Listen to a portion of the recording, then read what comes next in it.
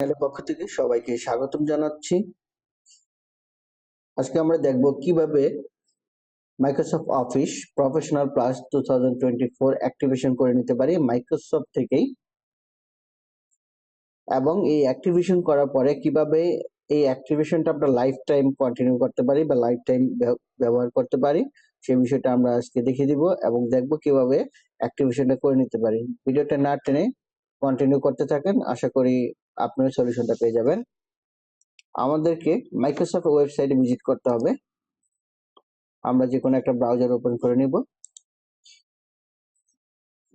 নিয়ে একটা লিংক আমি কপি করে রেখেছি, সেই লিংকটিতে আমরা প্রবেশ করে এন্টার করব। এই লিংকটি আমি ভিডিও ডিসক্রিপশন বক্সে এবং কমেন্ট বক্সে দিয়ে দেবো, আপনারা সেখান থেকে নিয়ে নেবেন। ভিডিও আপনি লাইসেন্স পাওয়ার পরে কিন্তু আরো কিছু কাজ বাকি আছে, সেই কাজগুলো যদি না করেন তাহলে একটা নির্দিষ্ট সময় পরে আপনাদের লাইসেন্সটা ডিঅ্যাক্টিভ হয়ে যাবে।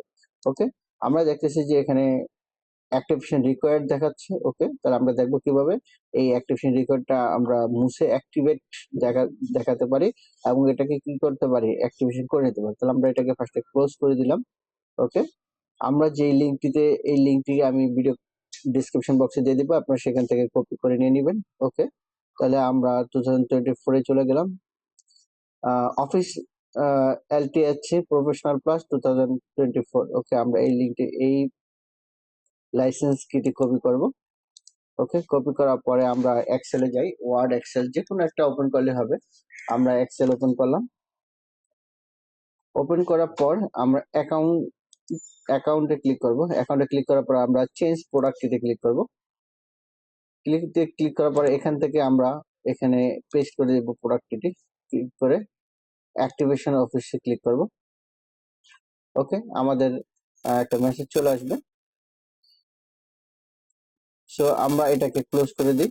আমরা অ্যাক্টিভেশন লাইসেন্সটা অলরেডি এন্টার করেছি, আমরা এটা ক্লোজ করলাম। ওকে, ক্লোজ করে লাইসেন্সটি অ্যাক্টিভ হয়ে গিয়েছে। আমাদের এখন একটা রেজিস্টার দিতে হবে।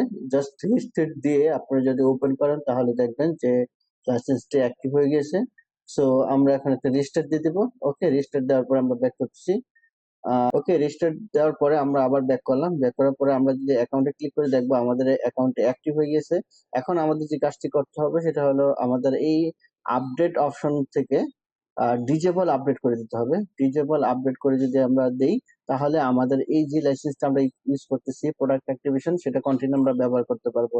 আর যদি আমরা এটা না করি তাহলে আমাদের হলো 180 ডেজ অর 16 ডেজ, 30 ডেজ পর আমাদেরকে এটা অ্যাক্টিভেশন করতে বলবে। সো আশা করি আপনারা এটা অ্যাক্টিভেশন করে নিতে পারবেন।